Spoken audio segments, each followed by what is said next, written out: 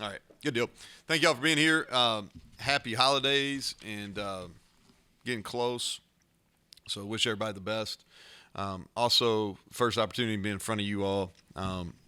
Funeral yesterday, but Mike Leach obviously played a big role in my development as a receiver when I was playing. He coached me, and then was very kind to me as a coach. So, want to say that we're thinking about him. Obviously, a lot of connections to him that have been in the West Virginia football program for a number of years now. So, with that, this is always a really exciting day, and I think even as we've changed, now we have 2 signing days, and the portal's involved. I think this is still a huge moment for the signees and for programs each and every year.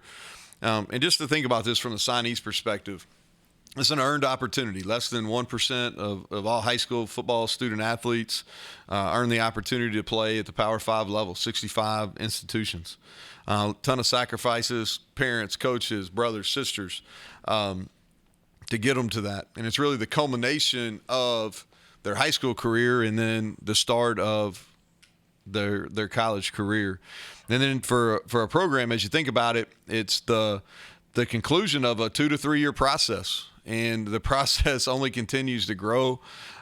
There's so much work that goes on behind the scenes. A lot of it's in the entertainment aspects, but you have recruiting departments that continue to grow. You have scouting departments. We have our on-campus people. We have creative, and we can continue to go. But there's just a ton of work, and a lot of it's done by graduate assistants. A lot of it's done by interns, students, and those. And it's the culmination, and it's a celebration in-house for a program and for a job well done, and also for those student athletes and their families. And I'm proud of this group of signees, and we'll talk about them here in a second. But a group that stayed committed. We had, I think, through all the turmoil, we really had 2 decommitments, and we've added some really good players even during this. And it's been some challenging, some tough times, but they stay committed because of the relationships that we've built within this program, within this building, and also the belief in the vision. And so, a couple of notes on this class: 17 current high school signees. It'll definitely get to 18 today, and maybe up to 19. As those come in, we'll release those. They just weren't ready for the press conference. So 9 states represented. Really proud of our coaches. We're back in Pennsylvania, and it's been a process, but we signed 5 Pennsylvania guys in the class today. If you look for themes, which I know some of you will, pass rush, you can see that was something that was really, really important. We needed to improve our overall pass rush. We have some guys here that have done a nice job, but we've got to improve that. Wanted versatility of our running backs and tight ends and this is for a discussion for a different day, but as we evolve offensively, that was something that was really important to us, to have some tight ends that had the ability to catch the football down the field vertically, and some running backs that had versatility. And the other thing is box linebackers. We needed downhill box linebackers, and we felt like we ID'd and went and got those in this class. Here's what I want to do, something a little different. I just want to give you a little bit of, everybody can read Mike and Mike's bios. I want to give you something just on each guy that's a little bit behind the scenes, give something that maybe you do or you don't know. Sean Boyle, quarterback. I think he's a guy that flew under the radar. That's that has a chance to grow. We saw him live multiple times. Neat fact for him: his mom Michelle is a Morgantown native, graduate of Morgantown High School, and a WVU grad. And even though he's from Charlotte, really grew up a West Virginia fan. 2-time state champion, played in kind of a wing T offense. So I think his best football is yet to come. Going right into a legacy, Noah Bram. Noah, obviously dad Rich, great story, University high product, just like Noah. Rich walked on here as a tight end, played and developed really into one of the top offensive linemen that's ever played here at WVU. And then I think he played 13 years in the NFL. And Noah's going to give us a ton of versatility. Great baseball player. I think he can play a number of different positions. We're going to start him at kind of an H-back. And then I think as he goes, man, he's going to be not only really good in that role, he could play defense as well. He has that skill set. He's going to be a great special teams player. Ben Cutter. And so Ben Cutter is a guy that was under-recruited for a while, and then as he continued to play, he got more and more popular with a lot of schools. He's an early grad, and Sean Boyle's an early grad too, and I'll denote those so you know. He was a state champion, played in the Shrine Bowl, which is a huge accomplishment for North Carolina guys. I think he'll be a factor for us next year. Hard-nosed guy. Ryan Fisher from Kentucky. I've known his high school coach for a long time. His high school coach played at South Laurel High School and came to our camps at Troy, so that ages me a little bit. But this guy's ton of potential, and we want to play him on the edge. He can play the field or boundary, 6'6", 215. I bet he's 240 by the time the season rolls around. He had 25 sacks in 2 years, and that's impressive. Next guy, I'm just going in alphabetical order. Rodney Gallagher, the third. Rodney was probably as integral as a recruit that we've had here in my tenure. He's an All-American Bowl, whatever it's called, the game that's on NBC now. And we've treated him like a local player the whole time. This is how I describe it. The exit I get off at my house every single day, it says Uniontown. So he's got a PA address, but he's a local product, and probably the most highly recruited guy, maybe outside of Wyatt, within our local area since I've been the head coach here, and it was integral that we went and got him. Probably as enjoyable a recruiting process I've ever been involved with. Kaylee and Alyssa, his sisters, his dad, grandparent. I mean, really grew strong relationships there, and he's the pride of Uniontown, Laurel Highlands High School, and he's going to bring a big group. Every time I've been to a basketball game, it's standing room only. Every time I go to a football game, and I've seen multiple live, it's standing room only. So I think we'll have some Rodney Gallagher effect right here too. Next guy is James Hurd, junior, early grad. He'll be here. He had 18 sacks in 9 games. And he is an elite pass rusher. Ball get off, no wasted movement, and he'll be a guy that will play from our first game. I really feel strongly about that. Josiah Jackson is an early grad. He'll be here in January. He played in the U.S. Army Bowl last week. He was first team All-Ohio. We saw him live 2 years ago, and there was no question in our mind that he had the length, the versatility. He was going to be a guy for us. His twin brother Jordan, which is cool, had a couple of different brother tandems here and at Troy, and his best football is ahead of him. He played running back in high school. He's going to transition. He's one of the top track athletes in the state of Ohio as well. Next guy is TJ Johnson. TJ is an early grad.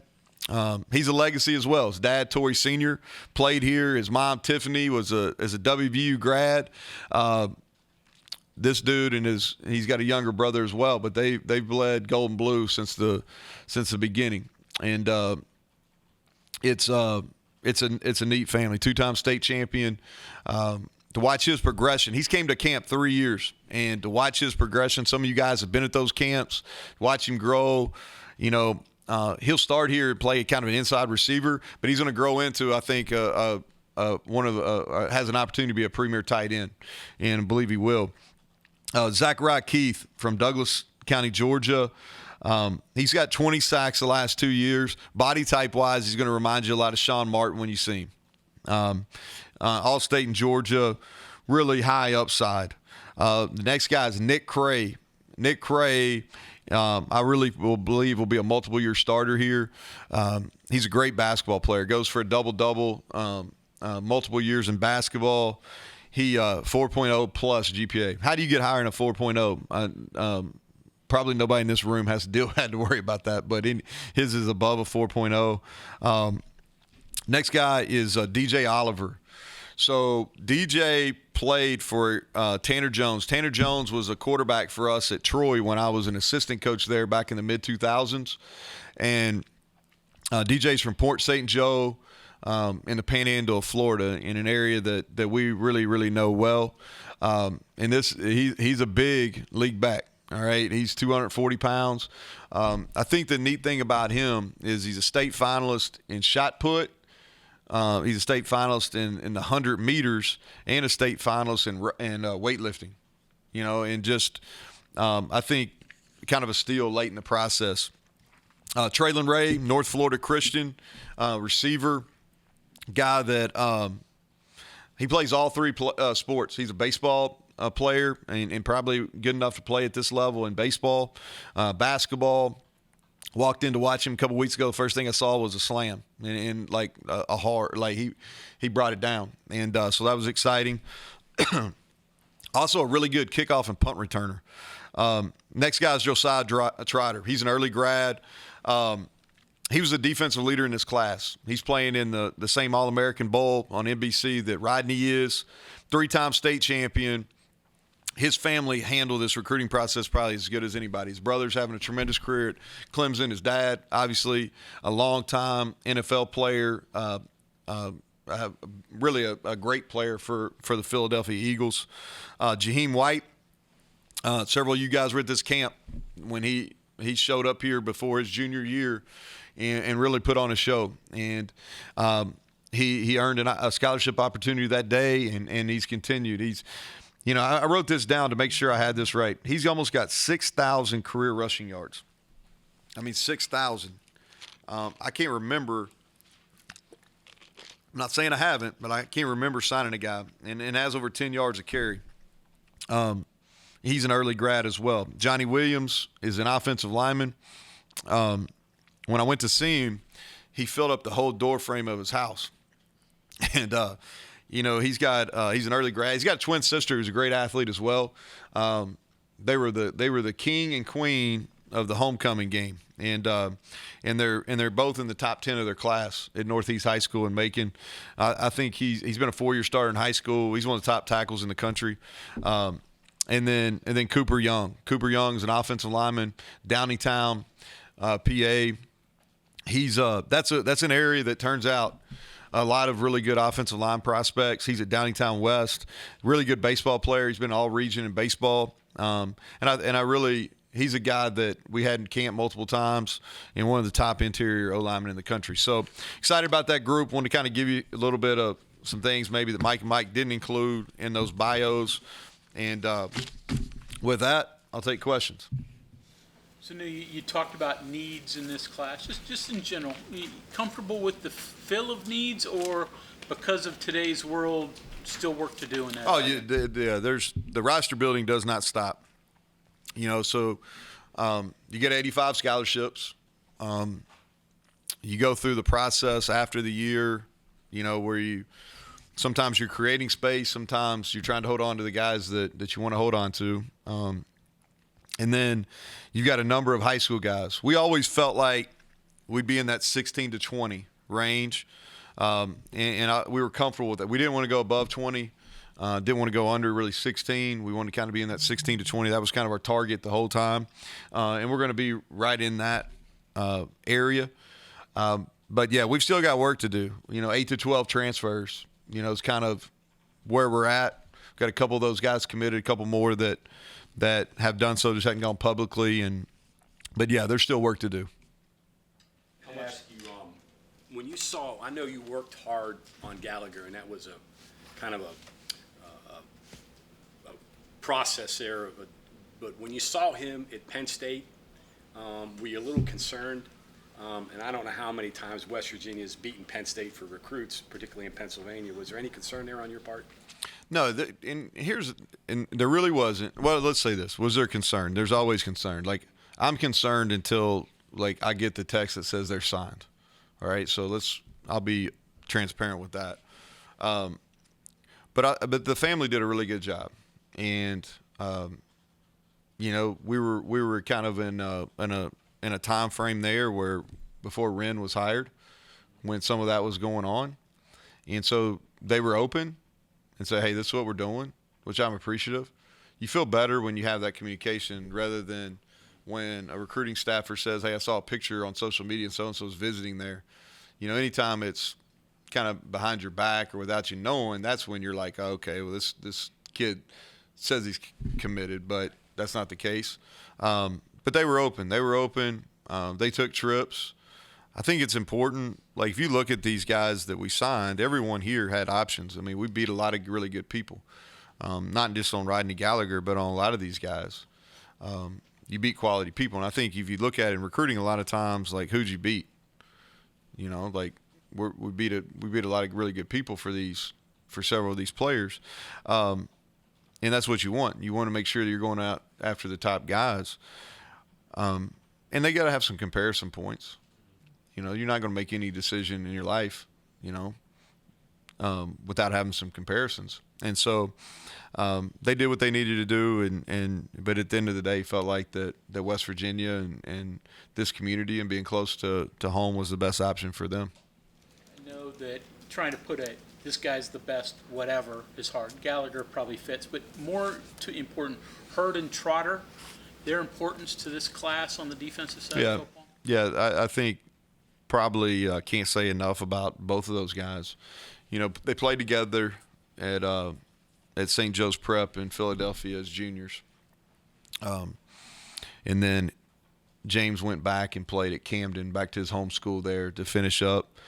And then Trotter went on and won a state championship with St. Joe's. Trotter's, and I said this when I was kind of reviewing the class, that family did a really good job, man. And what I mean by that, Greg, asked great questions, had a process, went through it. And it helps because their older son, who signed with Clemson and is playing at Clemson at a high level, they went through this process not very long ago. And they were to the point, asked questions, were very upfront with what they were looking for. And once Josiah made a decision with the support of his family, he never wavered. And he really was a leader on that side of the ball. James saw an opportunity, and I don't want to speak for him, but I think he saw an opportunity to play early and how he was going to be used in a league that throws the football. And so that was a really good fit for him. DN, what is he? He's going to play. He'll play a bandit. Yeah, he'll be an outside linebacker. We'll move him around. I think he'll make his biggest impact early as third down guy. Looks like you have. Going. Good, Bob. How important was it that Gallagher not only committed early, stayed with you, but was very public about what he liked about this on social media and the likes? I mean, he was, he was the dream come true for a recruiter, I guess. I think the one thing to note on him, he's been in the public, for a long time. Played on LeBron's son, Bronny's AAU basketball team. That group got a lot of publicity as they were young, growing up. His social media following, which I'm sure you're real active on Instagram. But anyway, he really early on, like at a young age, he had a huge Instagram following. And so he was in the public long before he was ready, probably. And so a lot of this recruiting attention didn't faze him like it does some other people. The other thing, too, is like that is a really close-knit family, really close. Grandparents, they lost their mom really when he was young. And Alyssa and Kaylee and Big Rod and the grandparents and their aunt, that there's a huge support system around Rodney. And if you go, which I would encourage you to go watch them play. It's fun to watch them play basketball. But you get this really strong sense of how that entire community is really behind that family. And I think that was a real big factor. The relationships here were important, but that community factor and the fact that it is so close was a really, I think it was an important factor. It was huge for us to get him early. He was here a lot. He's got really good relationships with guys on the team, with multiple staff members. But for him and Josiah to both commit in a relatively short, time frame there, those guys really helped grow the class, and they did their part to keep it together as well. You mentioned 8 to 12 transfers. I know this stuff changes daily. Ballpark, what are you looking for position-wise in terms of numbers? And what about high school kids? Are you going to take any high school JUCO guys? So we could from a high school, junior college standpoint, but it wouldn't be any more than one or two. We basically, just from a kind of how we're operating, is if a kid was committed and had already taken an official visit, like he's going to sign today, we're not holding until February, okay? And I'm not saying that would never happen, but in this class, that's where we were at with this. And there was one, maybe two that wanted to hold off, and like we're not in that position right now. Like if you were committed and already taken an official, that's where we're going to be. And so transfer wise, I think there's a couple areas. I think it's important to note too is like just from a transfer. I think Tony and Creedy was maybe asking me this earlier. Is your scholarship numbers are scholarship numbers. Everybody sees this open market, and it is. I mean, we're in free agency without free agency rules, but you're still limited to 85. And so I used this example earlier is like at center, right? So Zach Fraser's one of our best players, and I could argue he's our best player, but he's one of our top players, right? Well, we're not necessarily, that's not a position need. We're not seeking that in the portal. And so we can't take just every good player that's in the portal. I think because there's this, it's inundated right now with numbers, and there's a lot of really good players. And we've got some really fine-tuned systems about how we go and evaluate the guys that are in the portal or entering the portal, however you say that. But you got to kind of look at areas of needs. And so as we go through that, I think receiver is one. We're really pushing for a pass receiving tight end. We'll never turn down an O lineman or D lineman. We always save spots for those guys because I don't think you can ever have enough big athletic bodies. And then in the secondary, we obviously have secondary needs. And so returner was important, and may add another specialist. That's kind of to be determined, but that's kind of where we're at. I have one more. Geography. Looks like you got a good number of players from a 6 hour maybe range. And did the way the players are moving today, did that factor in at all, that, retention down the road maybe? Yeah. I think y'all have heard me say this, like primary, secondary. So our primary area always wants to be within a 6 hour radius, There's underlying factors now, probably more than ever, while that's where you spend your most time. I think just from a high school recruiting standpoint, they can get to your campus more frequently. And then there's not the draw to go home. But, not only during our time here, but really throughout the history of the modern era of West Virginia football, you're not able to find all your needs within that 6 hour radius. And so the southern states have been really good to us. You got to fight to keep them, but they've been really good to us, and we're not going to abandon those. The Georgia and the Floridas and into the state of Alabama, those areas have been good to us. But we're going to hit the 6 hour radius first. In today's world, is it tempting to take fewer high school guys and more transfers? Yeah, I think it is. It's tempting. Here's the way I would answer that, Greg, is like, even as the world changes, like in college football, and it's changed a lot in 2 years, like I still think our best opportunity to be successful at West Virginia is to be a developmental program. There's going to be those moments where you develop a really good player and you might lose them.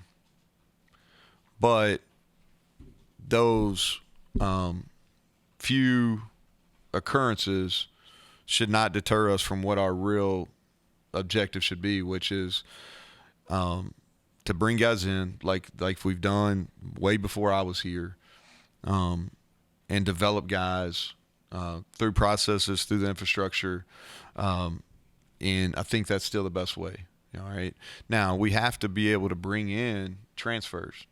Okay, and we've had some really successful transfers here that have done well within our tenure, and during Dana's tenure, they had some really successful transfers going all the way back to Coach Nealon. They had really successful transfers, and that's something that West Virginia's done a nice job of. And we've had some misses too, and you're not going to hit 100% in the portal. You're just not, but we have to be able to still focus on high school and being developmental oriented. How nice was it to get Noah Graham, like you said, legacy, but also, obviously just down the road? Yeah, well, it's really good. And if you look at the two local programs, both Morgantown and University, they've been really good to this program. They've been really good to us in our tenure here. If you look at, Preston Fox earning a scholarship, Nick Malone earned a scholarship. There's a couple kids that walked on last year from University in Brandel and McBee that are going to grow into good players. McBee's got a chance to help us next year. And so we want to do that. We want to do that. But Noah didn't get a scholarship because he's from the Cheat Lake area, or he went to University High School. He didn't get a scholarship because he's Rich's kid. He got a scholarship because in 2 back-to-back years in 7-on-7s, he was one of the best players here. For back-to-back years, he was dominant at his level and his versatility. And so there's a lot of things that he can do on the football field, and that's why he earned this opportunity. What makes you think he can play both ways? Well, I don't know if he's going to play both ways. I think he has the opportunity to play an H-back. I think he could play a Mike linebacker or maybe even a bandit. I think there's growth there. His dad had a lot of growth once he was here. I think there's some growth opportunities for him. But he won't necessarily play on both sides of the ball, but he has the versatility to fill needs. But we're going to use him as an H-back first. Away from recruiting, I know Graham's obviously left. Other coaching turnover? We've got two spots that on offense that we'll look to fill. I told you I'm going to do a wrap up with you all. All right, let's stay on recruiting. If I tell you I'm going to do it, I'm going to do it. And so I'm kind of waiting for all that to play out, and then we'll get it. We'll either do it around a basketball game where everybody's going to be there, or we'll do it virtually. Okay, but I will do that. Amongst all the transfer, do you need a older quarterback? No. We're going with these two guys we got, and then Sean will come in. Garrett and Nico, I think they both showed at the end of the year. We've done the portal thing. We've done the transfer thing.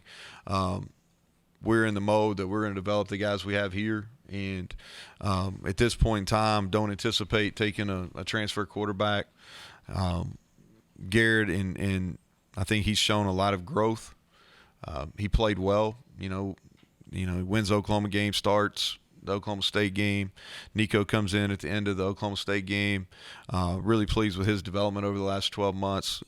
It'll be those two guys competing for the starting job in the spring, and then Sean will obviously join in. We've got some walk-ons. Jake Robbins is a good player. But no, we will not add one. We don't have that intention. You mentioned one, maybe two, possibly joining. Do you anticipate that today? We'll have at least one, maybe two today. Yeah, we'll have. There's no guarantees in life, but Keenan. But I try not to speak in nevers and evers, but I do anticipate having one, a minimum one more. You mentioned specialist, obviously Casey's finishing up his career. So Yeah. you think that guy's in house, or is that another position? Well, I'll say this: I think Danny King has got. I like his progression. He's got to stay healthy. Had a really good fall, kind of behind the scenes, not in the games. but Danny King is here, and he will compete. And then we could add in the portal as well. Right off the top, you mentioned kind of kudos to everybody for staying committed through turmoil, you said. But you've had about 2 good weeks of new AD, bring up running back in next year, the way you ended the season, like the supportive message. Positives that, were maybe more retrievable for you than people want to realize, and to like you said, to keep it together, it wasn't all bad. Not ideal. Like I wouldn't how I order it up by any means, but I think so much of the recruiting is done early. So if you look at these commits, a lot of them came in back in the summer, and we've been on these kids 2+ years, and so multiple junior days, multiple practices, summer, all those type of things. So I think and being transparent with them,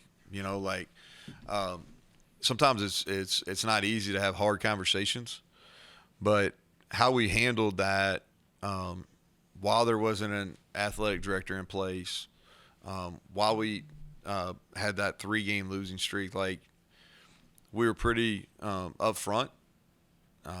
We didn't try to run away from that. It's not like we didn't communicate. I thought our staff did a good job just staying in communication. And kudos to Ren, too. Like, Ren came, and he's been really active. He's talked to multiple recruits. He's been a participant in the process here going down the stretch. What do these 2 backs add to what is already a pretty strong running back? Yeah, so I talked about this a little bit. Versatility, right? So what we want to do as we kind of move forward offensively is we want to have more versatility in our tight ends and our running backs. And running back room is going to be really talented, and I think, the signs of a really quality offense coach is you take the pieces you have, and they're going to be a little bit different each and every year. You take those pieces and you get the most out of them. Well, we're going to have multiple pieces at running back. We need to get more than one running back on the field, but to do that, you got to have some guys that can do different things, so you look at these 2 running backs. DJ Oliver is a big power back, but he can run, saw him do a backflip, at 240 plus pounds. It's pretty athletic. And he catches the ball really well. Jaheim, when he was at our camp, 2 years ago, he didn't feel like the linebacker was getting him good enough look, so he went and lined up and played slot receiver, and, we'd have signed him there too. So he's going to give us some versatility. And the guys we have in-house, like CJ's story's been told a lot. He was an inside receiver, kind of an H-back in high school, so he's he's a great route runner. Jalen Anderson, they played an empty a lot at Perry High School. He ran routes. They threw him go balls. And then Tony and Justin have both progressed here where they can be active not only in the backfield but split out.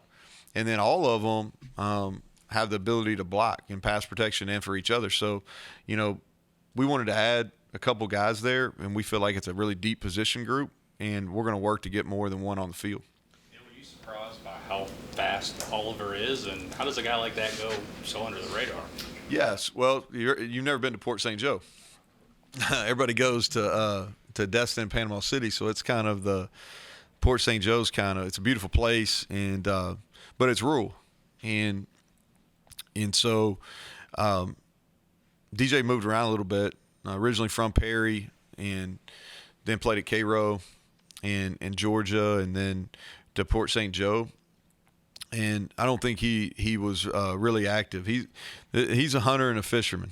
He's gonna fit in right here in West Virginia. He had camo on this whole trip last weekend. I don't know if he ever took it off. So he's gonna fit in. But he wasn't real active in the process.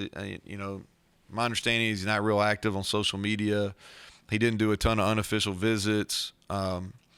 He went down to a camp in Central Florida and really impressed and had good times, and garnered the attention of some of those schools down there. And we have some contacts that were there that saw him. And then obviously Coach Jones playing for us at Troy when several of our guys were there. That was a good contact. And then And then you watch his film; he's got great contact balance. That's a skill at running back that people don't talk about. But if you have contact balance, that's a differentiating factor, and he has that. And I think he ran 11.300 at 240. I mean, that's pretty impressive.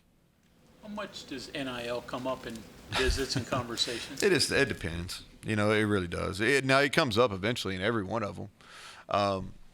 But I wouldn't say that's a determining factor in all high school. It is a factor. I think everybody's circumstances are different. Academics is still a factor. I wouldn't say for all, but for some. The geography it matters. The facilities and the infrastructure support staff or support of your program, that still matters. The opportunity to play is still probably the most important because, regardless, that's the reason they're doing what they do is to play. And so that matters.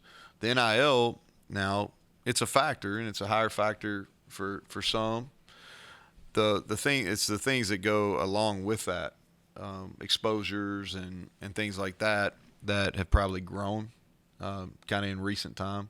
Now the transfer market, that's a whole nother ball game. That's factor one or two. Go. I'm sorry. You notice a certain irony in the fact that you got all these kids starting their careers today on the day that Franco Harris died, and what could they take out of even just that play where, there was no way to make that play. I mean, you give up on the ball, bounces off the guy's shoulder, and he did it. What would you want your players to take out of that? Well, first of all, that's a historical play. And I've enjoyed, signing day is kind of a weird day for a coach because you have this uneasiness about signing day. Like the night before is really uneasy. Even the guys that you talk to and they're good, like because it's never good until it's signed and it's delivered. So signing day, you're really uneasy, and so you get up early and you go. But a lot of our work is really done by 9 a.m. Because the sign, so you got the rest of the day. You do some media things, but I've had ESPN on in my office because there's a little bit more downtime than I've had, and so I've enjoyed watching that. And here's the thing that's really stood out to me with the coverage on this today, is watching his former teammates, what they say about him. That's, I think, to me, if the people you played with speak highly of you, that's a really good. And for a guy like him that was a leader and a tough guy, like, you might not be the most popular, all right, or the most liked. The thing that really stuck out to me as I listened to the stuff from him today, there's no doubt he was respected, which to me is the most important. A lot of guys have mentioned, not a lot, a number of guys have mentioned, kind of expect immediate impact, help, I should say. Yeah. Is that more and more of a necessity nowadays when you're trying to get guys? And the developmental is one thing, but Yeah. you talked about this before, you really can't waste a year with people sometimes. Yeah, we're never going to play guys before they're ready, so, especially I think we've been able, even in this new era, to kind of redshirt some O-linemen. But I think that every other position you got to prepare to get ready to play. If a guy's an early grad, that's such a huge advantage. We never force guys to graduate early. Like, anytime a parent asks me that, I'm like, it's a win-win. It's a win for the student athlete because they get 12 to 15 credits. They get to go through a winter and 15 spring practices. It's a win for us because we have them here, all right, and they're going to be better being here for the 6 months of the extra semester. But also, I wouldn't have done it. Like, I love playing basketball. Like, I love playing high school baseball. I wouldn't give those up, to do it. But these guys that we have that are early grads, like those guys for sure have the opportunity. And now, that we can actually work with them in the summer that gives the guys that are going to be here on Memorial Day an opportunity during that 8-week summer session to get ready to go into fall camp with an opportunity to earn playing time. And so the new rules help in that regard. The other thing too is, some of these guys have specific skills. A James Hurd, that Greg was asking about, he has a specific skill in pass rushing that we need, and we can scheme that. Maybe we don't ask him to play in short yardage, but if it's 3rd and 10, he can be ready to go. And he's eventually going to be an every down player. In like the running backs, using different ways, to give you a couple of examples. But yeah, I don't think now that's kids want to be able to play, and you got to figure out packages on each side of the ball and then on special teams to get them opportunities to play. You ever signed twins? Have I signed twins? Yes. Had twins at Troy. More brothers than twins, but yes. I've signed actually 3 sets of twins. Probably an easy home visit. But you can get them. Yeah, you do that. The funny thing is, like today, and this happens a lot, I'm on FaceTime, but I have a 3-way FaceTime with Jordan and Josiah. They don't even go to each other's rooms. It's kind of like having to text my 14-year-old daughter sometimes. Like, all right. All right, y'all have good holidays. Montoro's got some work getting done on him, so y'all wish him the best. So he'll be out for a few weeks there in the next semester. But appreciate y'all. Have a good holidays. I owe you a season wrap up. We'll get that done before Mike goes out of commission. All right, see y'all.